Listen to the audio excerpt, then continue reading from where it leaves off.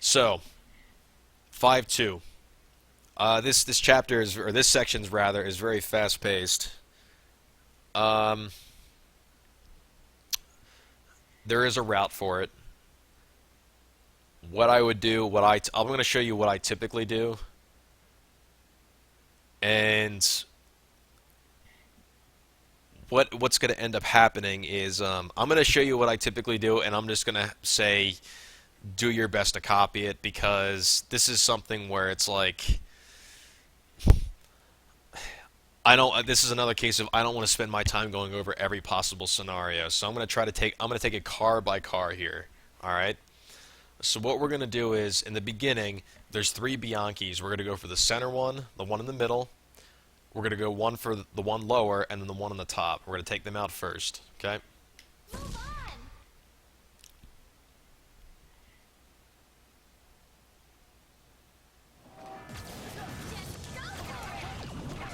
And one on the top.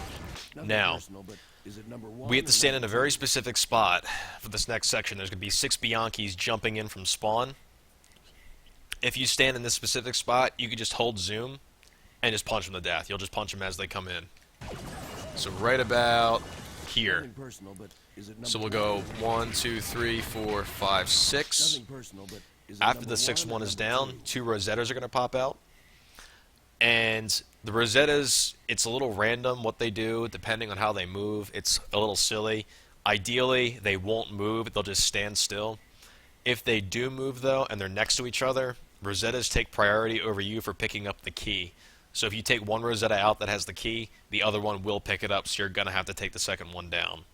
It's unfortunate, but it is what it is.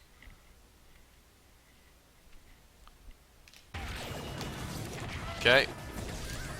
So we have 2 Rosettas, so I got bad luck there, and the Rosetta picked up the key. That's fine. So, is it number 1 or number 2? We unlock the first car. For the second car, we have to go high. So there's 2 ways we can go here. We're going to go high, or we're going to go high again. We're going to get the key in the safe, and we're going to get out of there as soon as possible. So high, high, key, low, and get out. And I have a little bit of time with the infinite VFX. I'm going to use this bar of VFX to get out of the train. So let's get to the second car. Okay? So high, high, key, low, and get out of here. Nothing personal, but okay. Is it number 1 or number 2? Yeah, it doesn't get old. So after we get out of there, we have the third car. All right? The third car is very straightforward. If you want, you can go low and then high for infinite VFX. The safe above has infinite VFX in it. I don't do that because I'm usually quick enough to get through where my infinite VFX that I get early on is good enough. What I'm going to do is just go low the entire time. And then at the very end, I'm going to take out that Gelby. There's going to be 1 Gelby with the key. I'm going to take him down with a fast fuse. Alright? And one thing to note too, there's going to be a Cromartie with a launcher that shows up. If you're not quick enough, he'll actually pull out the launcher and shoot you. So you have to be quick. You have to make sure you're getting out of there as soon as possible. Hopefully that won't happen, but we'll see.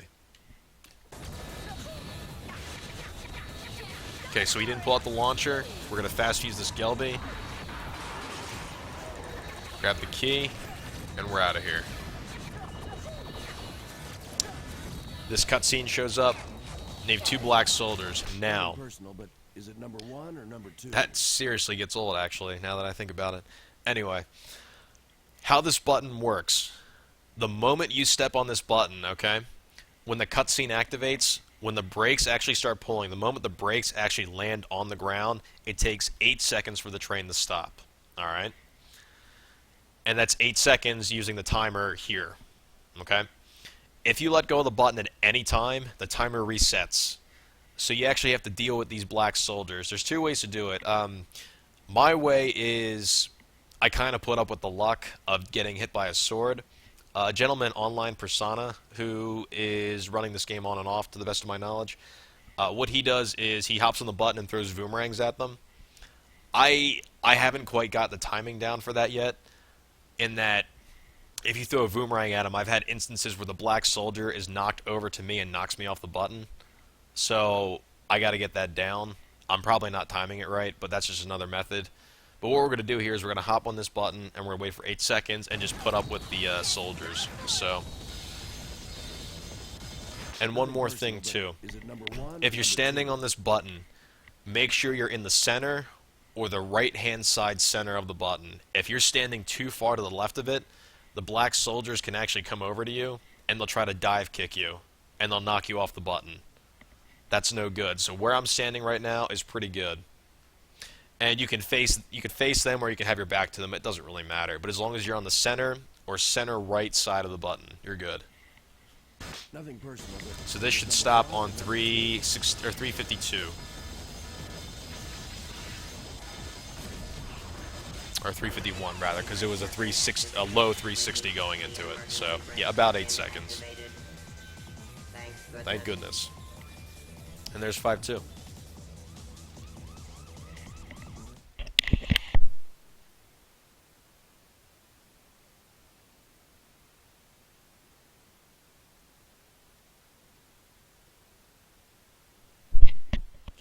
Now, Alistair.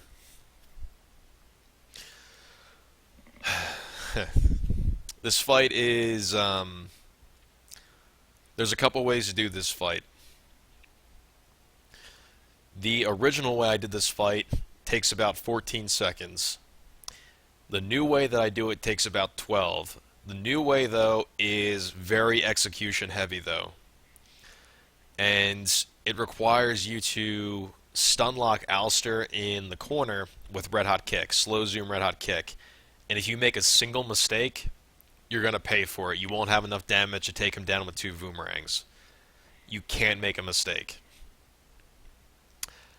I could show you both ways. We'll run through it really quickly. I'll just kill myself after I get pretty much to the end. I'll do the original way first, the 14-second way, if you do it quickly enough. And then I'll show you the current method. And we'll just go from there. So, okay. Alistair will always start out with Stinger. Always.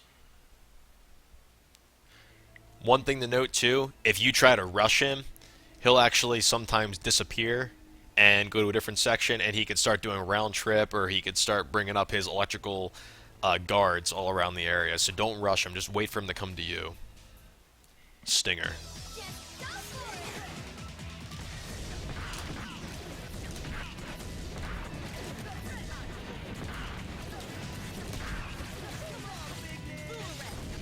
So that was the original strategy. So you throw a boomerang once more, and he's done. That's the very original strategy for it. The problem with doing that is you have to knock him into the lava, you have to rush back over, you have to wait for him to respawn. That's not quite as fun. It is pretty effective though, but it is significantly easier than what I do now. So let's kill myself here.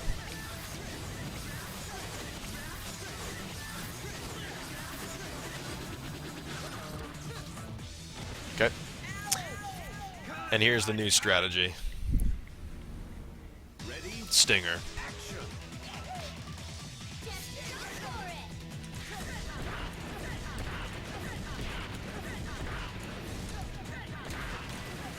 Single boomerang.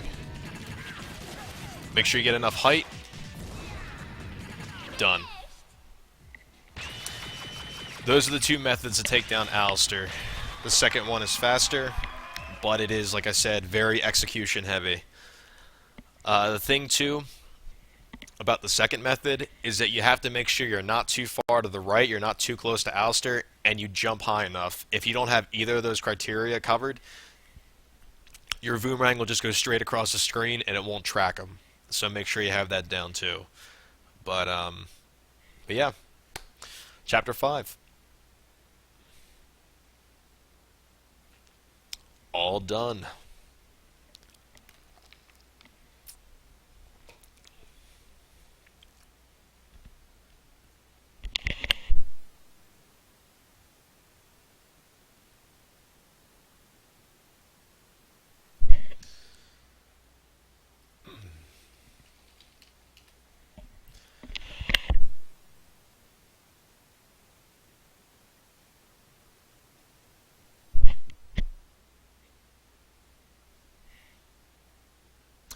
I guess we could do chapter 6 here. That's fine. So, chapter 6 it's going to be a little difficult to explain, but we'll do the best we can here.